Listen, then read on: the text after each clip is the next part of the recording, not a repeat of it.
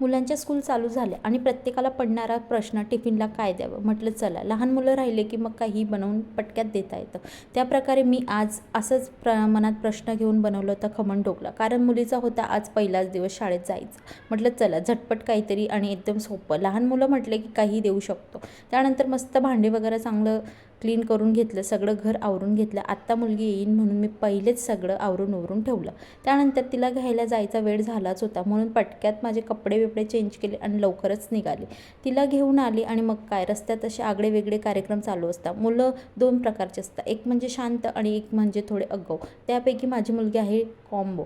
तर असं असतं मुलांचं की सरळ कधी चालत नाही आणि स्कूलमध्ये जायचं म्हटलं की काही मुलांच्या अंगाला काटे येतात, अगदी रडायला लागतं आणि काही असतात जे एवढे उत्साहाने जातात, एवढ्या एक्साइटमेंटने जातात. तशीही पाहू शकता तुम्ही. असं म्हणजे तिचं आगळं वेगळं काहीतरी चालूच असतं. चला म्हटलं आल्या आल्या मी पहिले टिफिन चेक केला. म्हटलं काय खाल्लं काय नाही पाहून घ्यावं.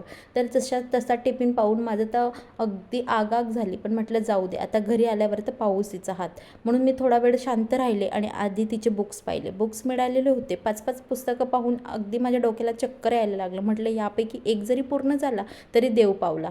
म्हणून चला म्हटलं आता थोडी विश्रांतीचा श्वास घेतला आणि मुलगी काय तिचं चालूच होतं खेळणं वगैरे. म्हटलं चला आजचा ब्लॉग इथंच संपूया. चला भेटूया उद्या. बाय.